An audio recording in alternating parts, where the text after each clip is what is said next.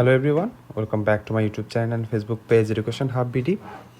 বেসরকারি শিক্ষা প্রতিষ্ঠানে যে সকল শিক্ষকরা কর্মরত আছেন তাদের অনেক দিনের মনের আশা হলো তারা যেন তাদের বাড়ি থেকে নিকট বা তাদের পছন্দের প্রতিষ্ঠানে বদলির মাধ্যমে কর্মরত বা কর্ম করার সুযোগ পান। সেই সুযোগ নিয়েই এনটিআরসি এবং শিক্ষা মন্ত্রণালয় অনেকদিন ধরে কাজ করছিল।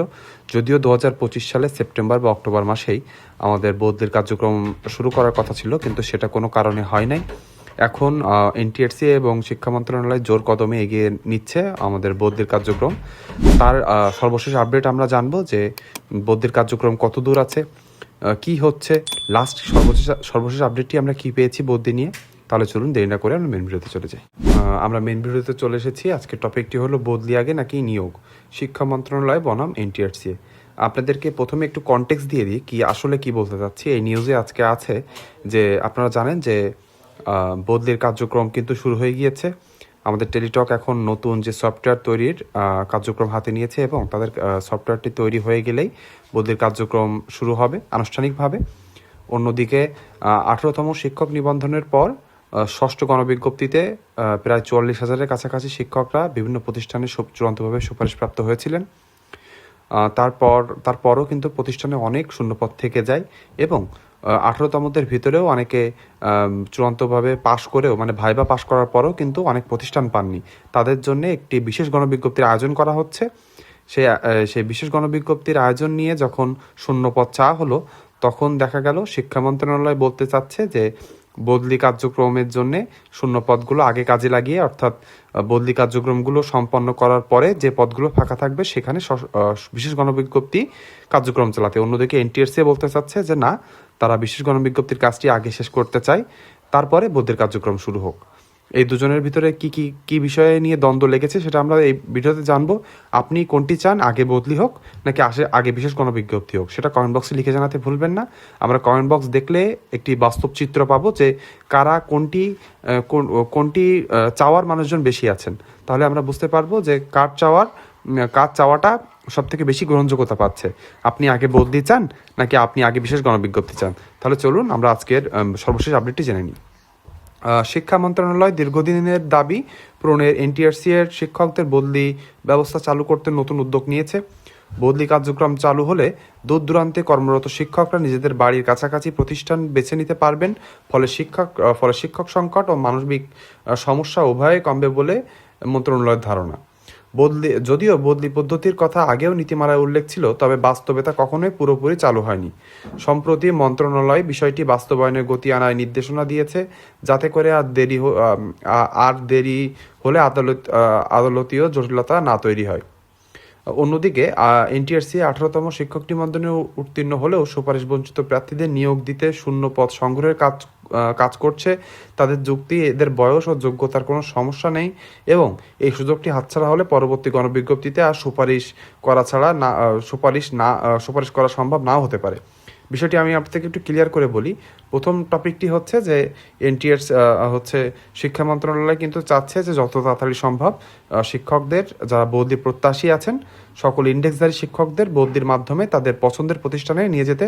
আপনারা জানেন শিক্ষকতার মহান পেশাতে এসে এই অপ্রতুল বেতন ভাতায় চাকরি করতে এসে অনেক শিক্ষক শিক্ষিকারা তারা বাড়ি থেকে 700, 800, 900 কিলোমিটার দূরে অবস্থান করেন।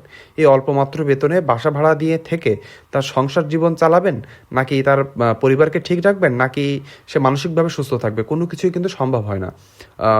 এই মহান পেশাতে এসে যদি আপনার মানসিক এবং আর্থিক সংকটের ভিতরে আপনি নিমজ্জিত হয়ে থাকেন, তাহলে আপনি আপনার যে স্নেহশীষ যে যে শিক্ষার্থীরা আছে তাদেরকে কি আপনি কি শেখাবেন? সেজন্যই বদলির কার্যক্রমটা খুবই দরকারি। বদলির কার্যক্রমটি চালু হলে কি হবে, সকল শিক্ষকরা তার বাড়ির কাছাকাছি থেকে বা সে যেখানে থাকতে চায় তার কাছাকাছি থেকেই কার্যক্রম চালাতে পারবে। শিক্ষার মান উন্নয়ন হবে। শিক্ষকদের যখন আর্থিক কষ্ট কমবে এবং তারা মানসিক দিক দিয়ে চনমনে থাকবে, তখন কিন্তু শিক্ষা বা পাঠদান কর্মসূচিও কিন্তু ভালোভাবে সম্পন্ন হবে। আবার অন্যদিকে যেটা হলো 18তম শিক্ষক নিবন্ধনে যারা ভাইবা পাশ করেছেন কিন্তু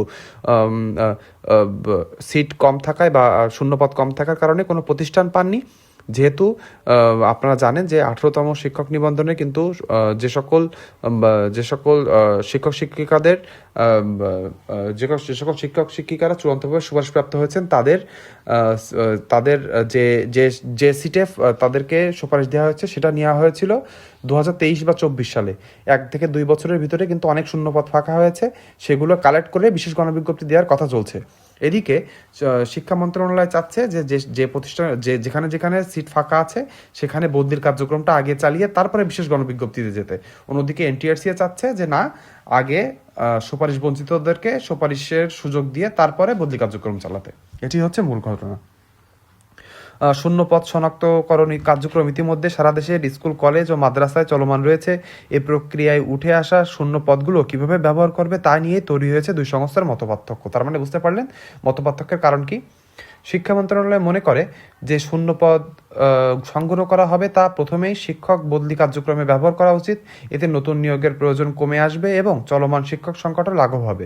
মন্ত্রণালয়ের পক্ষ থেকে আরও বলা হচ্ছে, বদলি পদ্ধতি দেরিতে কার্যকর হলে অনেক শিক্ষক আইনগতভাবে চ্যালেঞ্জ জানাতে পারেন, কারণ নীতিমালায় বিষয়টি স্পষ্টভাবে উল্লেখ আছে। তাই শূন্য পদগুলোর বদলির জন্য সংরক্ষণ করা যুক্তিসঙ্গত।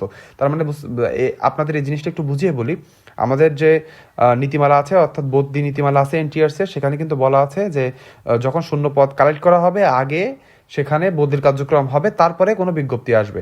এখানে কিন্তু একটি আইনি জটিলতা থেকে যাচ্ছে। যখনই আপনি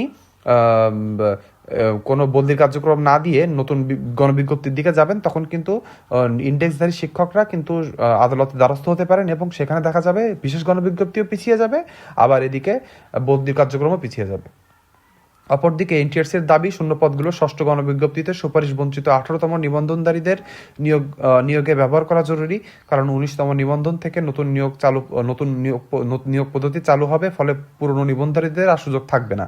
এটা আপনাদের একটু ক্লিয়ার করে বলে দিই। 18তম নিবন্ধনধারী থেকে যারা পাশ করে আছেন এবং 17তম থেকে যারা এখনো চাকরি পাননি কিন্তু নিবন্ধন সার্টিফিকেট বা ইসনদ আছে, তারা কিন্তু এখনো চাকরি পাওয়ার জন্য তাদের সুযোগ আছে।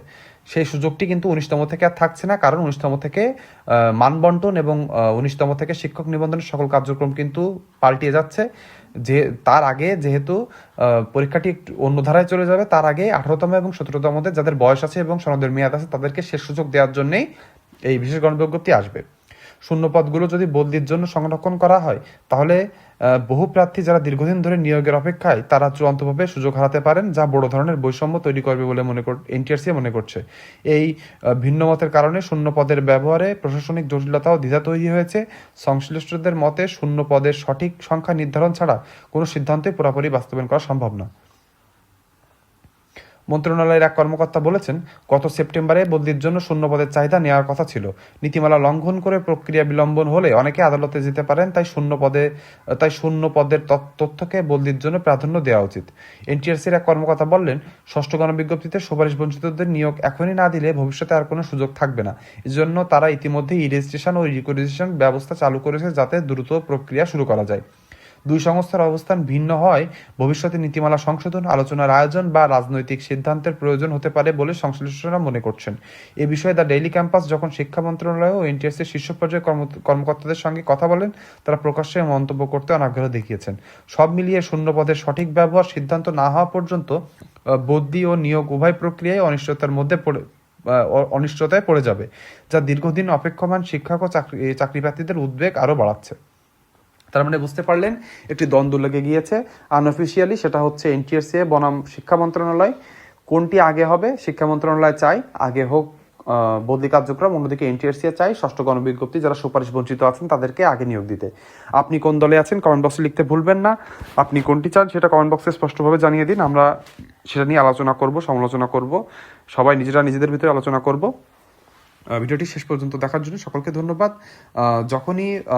যখনই আপনার কার্যক্রম শুরু হবে, অর্থাৎ বিশেষ গণবিজ্ঞপ্তি আগে আসুক অথবা আপনাদের নতুন যে অর্থাৎ বদলির কার্যক্রম শুরু হোক, বদলির কার্যক্রমে শুরু হোক বা নতুন বিজ্ঞপ্তি আসুক, সেগুলোতে কিভাবে অংশগ্রহণ করবেন, কিভাবে চূড়ান্তভাবে সুপারিশপ্রাপ্ত হবেন, সকল কিছু জানতে আমার ইউটিউব চ্যানেলটি সাবস্ক্রাইব করবেন।